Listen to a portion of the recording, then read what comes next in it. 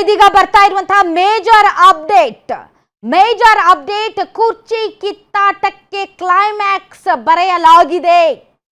ಬಹುತೇಕ ಕ್ಲೈಮ್ಯಾಕ್ಸ್ ಹಂತಕ್ಕೆ ತಲುಪಿದೆ ಕುರ್ಚಿ ಕಿತ್ತಾಟ. ಸಿಎಂ ಮತ್ತು ಡಿಸಿಎಂ ಅವರನ್ನ ಕರೆದು ಮಾತನಾಡಿಸುವುದಕ್ಕೆ ಟೈಮ್ ಅಂಡ್ ಡೇಟ್ ಫಿಕ್ಸ್ ಆಗಿದೆ. ಡಿಕೆ ಶಿವಕುಮಾರ್ ಮತ್ತು ಸಿದ್ದರಾಮಯ್ಯನವರ ನಡುವಿನ ಸಂಧಾನ ಮಾತುಕತೆಗೆ ಮುಹೂರ್ತ ಫಿಕ್ಸ್ ಆಗಿದೆ. ಬಹುತೇಕ ನವೆಂಬರ್ 29ನೇ ತಾರೀಕು ರಾಹುಲ್ ಗಾಂಧಿ ಡಿಕೆ ಶಿವಕುಮಾರ್ ಮತ್ತು ಸಿದ್ದರಾಮಯ್ಯನವರ ಜೊತೆಗೆ ಮಾತುಕತೆ ನಡೆಸ್ತಾರೆ. 29ನೇ ತಾರೀಕು ಈ ಬಿಕ್ಕಟ್ಟು ಶಮನ ಆಗುವ ನಿಟ್ಟಿನಲ್ಲಿ ಮಾತುಕತೆ ನಡೀತಾ ಇದೆ. ಈ ಸಂಧಾನ ಮಾತುಕತೆ ಫಿಕ್ಸ್ ಆಗಿದೆ ನವೆಂಬರ್ 29ನೇ ತಾರೀಕಿಗೆ.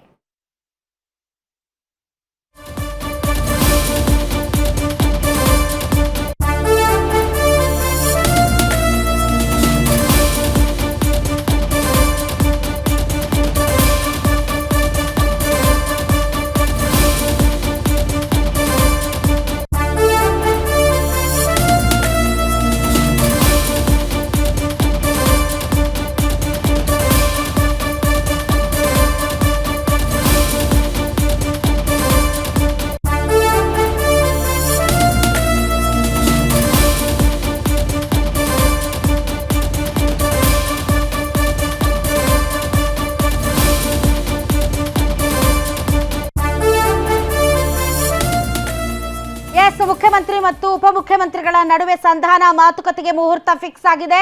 ರಾಹುಲ್ ಗಾಂಧಿ ಅವರು ಟೈಮ್ ಫಿಕ್ಸ್ ಮಾಡಿದ್ದಾರೆ ಎನ್ನುವಂತಹ ಮಾಹಿತಿ ಬರ್ತಾ ಇದೆ. ಬಹುತೇಕ ನವೆಂಬರ್ 29ನೇ ತಾರೀಕು ರಾಹುಲ್ ಗಾಂಧಿ ಮಾತುಕತೆಯನ್ನ ನಡೆಸಲಿದ್ದಾರೆ. ಎಲ್ಲವನ್ನು ರಾಹುಲ್ ಗಾಂಧಿ ಹೆಗಲಿಗೆ ಹಾಕಿದ್ದಾರೆ. ಮಲ್ಲಿಕಾರ್ಜುನ್ ಖರ್ಗೆ ಇಬ್ಬರನ್ನ ಕೂರಿಸಿ ಸಂಧಾನ ಮಾತುಕತೆಯನ್ನ ನಡೆಸಿ ಸಂಧಾನ ಸೂತ್ರಕ್ಕೆ ಬನ್ನಿ ಅಂತ ಮಲ್ಲಿಕಾರ್ಜುನ್ ಖರ್ಗೆ ಅವರು ರಾಹುಲ್ ಗಾಂಧಿ ಅವರಿಗೆ ಮಾಹಿತಿಯನ್ನ ತಲುಪಿಸಿದ್ದಾರೆ. ಈ ಹಿನ್ನೆಲೆಯಲ್ಲಿ ಸಂಧಾನ ಸೂತ್ರಕ್ಕೆ ಹೈಕಮಾಂಡ್ ಪ್ಲಾನ್ ಮಾಡ್ತಾ ಇದೆ.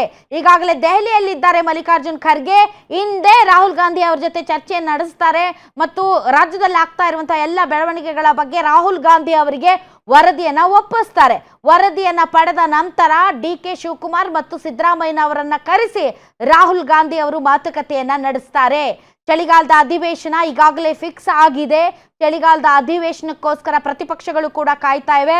ಇವನ್ ಆಡಳಿತ ಪಕ್ಷದ ನಾಯಕರುಗಳು ಕೂಡ ತಮ್ಮ ಸ್ಥಳೀಯ ಸಮಸ್ಯೆಗಳಿಗೆ ಸಂಬಂಧಪಟ್ಟಂತೆ ಎಸ್ಪೆಷಲಿ ಉತ್ತರ ಕರ್ನಾಟಕ ಭಾಗದ ರೈತರಾಗಿರ್ಬಹುದು, ಬೆಳೆಗಾರರಾಗಿರ್ಬಹುದು ಅಥವಾ ಬೇರೆ ಬೇರೆ ಜ್ವಲಂತ ಸಮಸ್ಯೆಗಳ ಬಗ್ಗೆ ಚಳಿಗಾಲದ ಅಧಿವೇಶನದಲ್ಲಿ ಮಾತನಾಡೋದಕ್ಕೆ ಎಲ್ಲರೂ ರೆಡಿ ಆಗ್ತಾ ಇರುವಂತಹ ಸಂದರ್ಭದಲ್ಲಿ ಇಬ್ಬರು ನಾಯಕರ ನಡುವಿನ ಜಟಾಪಟಿ ಇಡೀ ಆಡಳಿತ ವ್ಯವಸ್ಥೆಗೆ ಒಂದು ರೀತಿ ವೇಗವನ್ನ ಕಡಿಮೆ ಮಾಡಿರೋದರ ಪರಿಣಾಮ ಹೀಗೆ ಮುಂದೆ ಆದರೆ ಅದು ಪಕ್ಷಕ್ಕೆ ಅತಿ ದೊಡ್ಡ ಡ್ಯಾಮೇಜ್ ಆಗಲಿದೆ.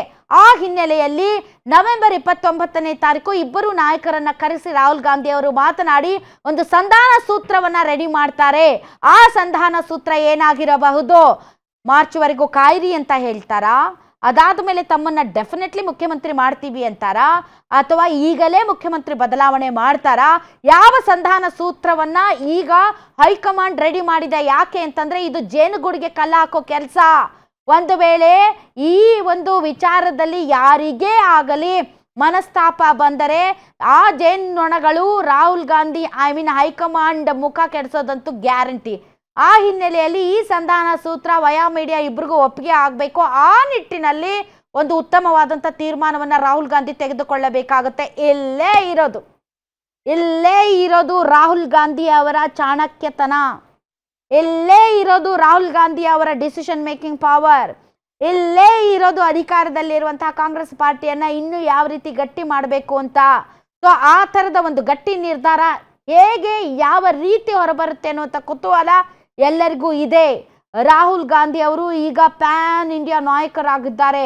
ಅವರು ತೆಗೆದುಕೊಳ್ಳುವಂತಹ ತೀರ್ಮಾನ ಕರ್ನಾಟಕಕ್ಕೆ ಅದು ಸಿಹಿ ಸುದ್ದಿ ಆಗಬೇಕೇ ಹೊರತು ಮತ್ತೆ ನಾಯಕತ್ವ ಅನ್ನುವಂತಹ ಬೇತಾಳನ ಬೆನ್ನಿಗಂಟಿಸ್ಕೊಂಡು ಬರಬಾರ್ದು. ನೋಡೋಣ ಏನ್ ತೀರ್ಮಾನ ತಗೊಳ್ತಾರೆ ಅಂತ.